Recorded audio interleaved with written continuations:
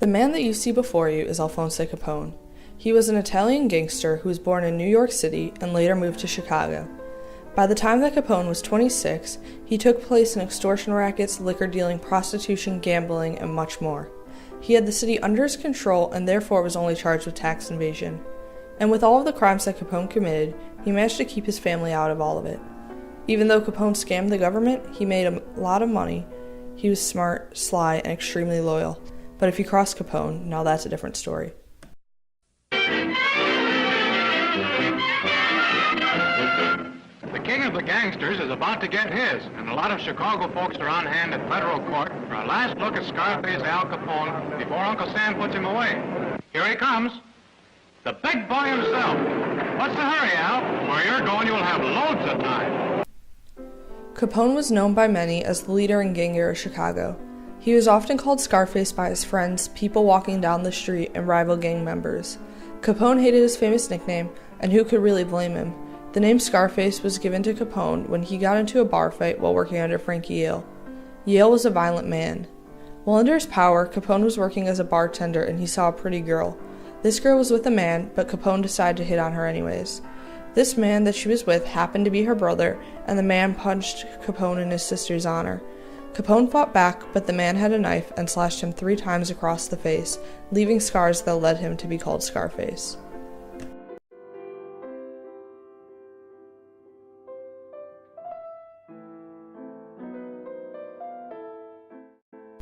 Capone was a straight B student, which was good at the time, but then he had to drop out of school in the 6th grade to help support his family.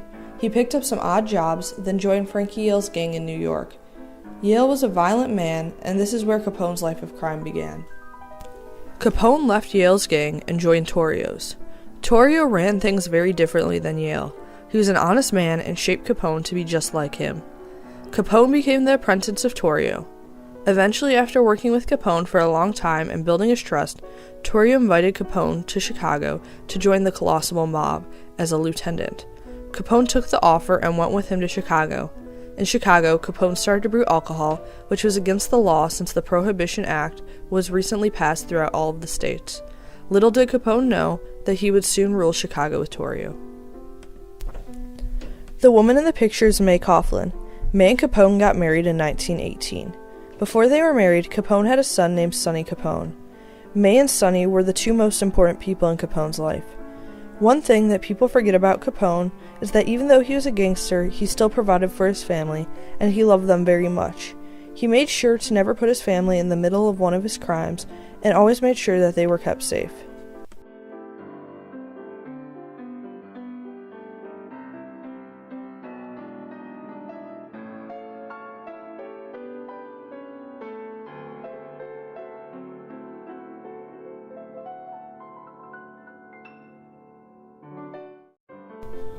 When Dion O'Brien, a man who worked with Torrio and Capone, was killed on their behalf of November in 1924 for betraying them, one of O'Brien's friends wanted revenge.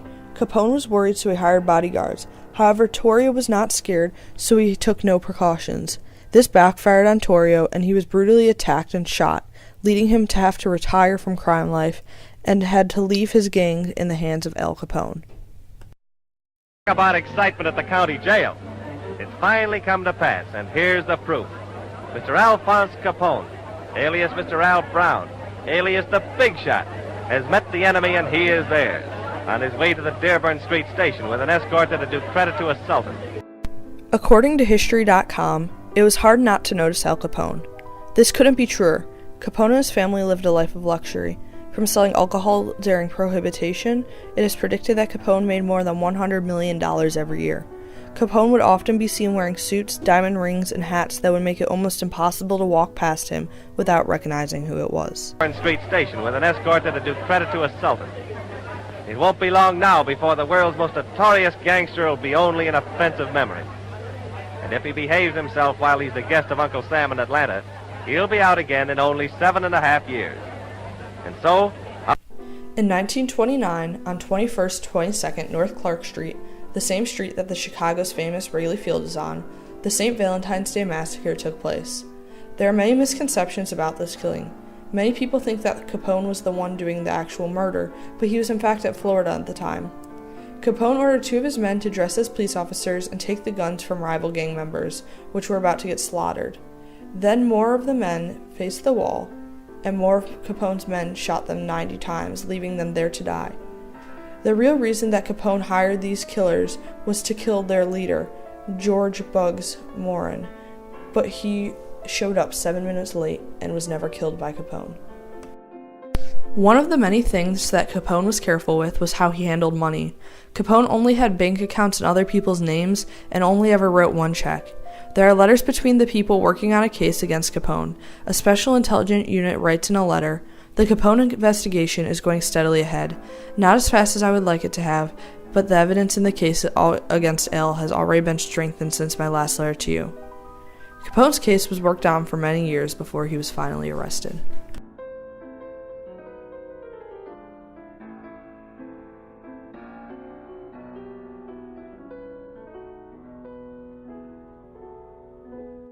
Capone only started to get followed by the borough after he refused to go to court.